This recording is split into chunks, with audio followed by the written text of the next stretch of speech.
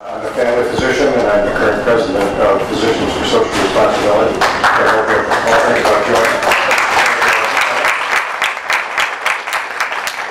I had the pleasure, thanks to Costco, of speaking in Japan in 5 different cities, and also interviewing many patients there with physician colleagues who were concerned about the health of physicians there. So I wanted to just share a couple of stories about this briefly.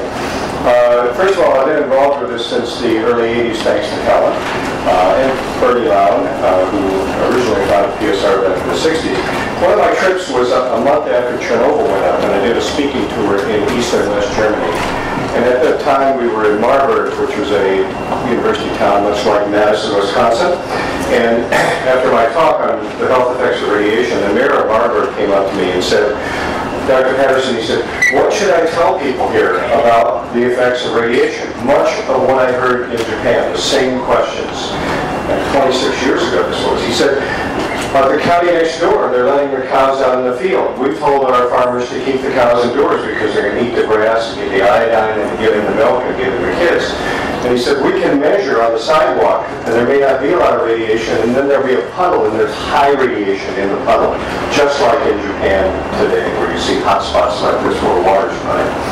And I thought at the time, and I thought recently, who plays in puddles? The kids. That's exactly right. That's right. Then we went into East Germany, and we had to transfer buses because they wouldn't allow a bus from Sweden into East Germany because it was before the fall of the wall. And there was nothing, no information about what was happening at all there. No food protection, no nothing. So this reminded me of the situation in Japan when we were there, where I heard these same questions from people. What should we do about protecting ourselves for food, for water? What should I do about my children? So we interviewed many children who, or their parents, who had left Fukushima. And I had doctor colleagues who did a very good job interviewing with me. And I heard common stories. First of all, a lot of anxiety. A lot of family disruption. People who'd been divorced because the husbands were back in Fukushima. They wanted their wives to come back, but they didn't want to come back with their children. A lot of anger, a lot of angst about that. Social disruption. Certainly a feature of this. And then my kids developed bloody noses, diarrhea, fatigue. And after I heard this several times one day, I turned to the young doctor who was with me and I said, what do you make of this consistent story of bloody noses from these people? And he said, I don't know, but I'm from Fukushima and my kids had the same thing. We were in, we went to Fukushima, and a group of us, and then took a bus to Kawachi, which 3/4 of the town is in the evacuation zone, and 1/4 of the town is out of the evacuation zone. So they're scraping off the soil from the schools, from the yards, and putting it in bags, cutting the limbs of trees. This is part of the cleanup effort that's being done.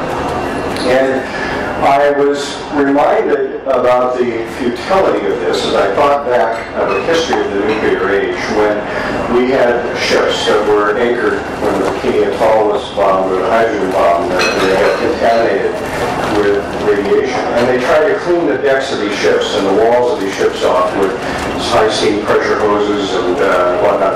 And they couldn't do it. They couldn't get the radiation off this. And I thought about this yesterday during the press conference when they said that Ronald Reagan was being dry docked for a year now. And I'm wondering what has happened with Ronald Reagan in this regard.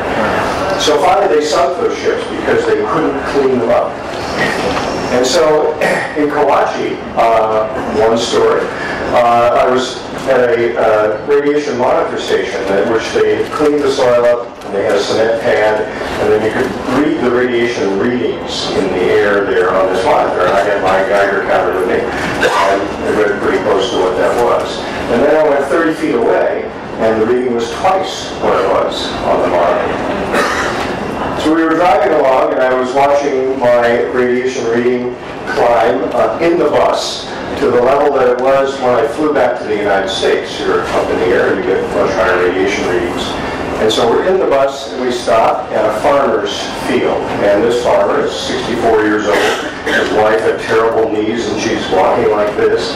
They lived there all their lives. His rice paddies now are just overgrown wheat fields because there's so much cesium in there that he can't grow rice. And he said, I'm hoping that I can grow this rice again. And again, we're talking now about the cleanup, the remediation.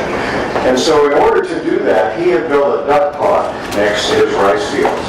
And there was some netting over it so the ducks wouldn't get away and they're swimming around. He said, I'm hoping that the ducks will eat the bugs who've been in the field eating the whatever and taking cesium in, and then the ducks will eat the bugs that are loaded with cesium and decontaminate my fields in this way. So, and then he said, I don't know what we're going to do. I get no aid. We're running out of food. We're eating rice that we grew a year before the accident. And when we run out of that, I don't know how I'm going to survive and what we're going to do. So I think all of this points up the absolute, first of all, inability of any government, any Navy, anybody to deal with a disaster like this. This is permanent. It's going to stay around like it is in Chernobyl, like the mayor of Marburg said, and nobody knows what to do with it. Not the Japanese government, not the doctors, not the people, none of us know. And so when people say, you know, this is not so bad, you know, like we heard yesterday, this radiation is not so bad, etc., take that with a big grain of salt, because the hallmarks of the nuclear industry since its inception have been secrecy. The bomb was developed with the Manhattan Project in absolute secrecy, although the Russians got the secret, and so you can't keep anything secret. Cover-up. And cover-up is a polite name for lying.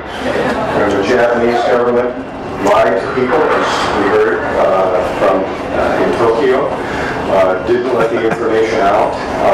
And if that doesn't work, then you minimize it. There's no harm in this radiation. It's not going to hurt you. And so accept it. Take it in. Eat it for breakfast every morning.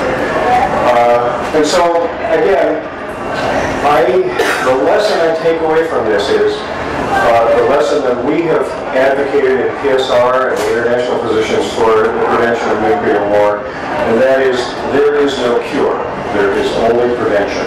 And the way we're going to prevent this is to do away with nuclear power totally and to do away with nuclear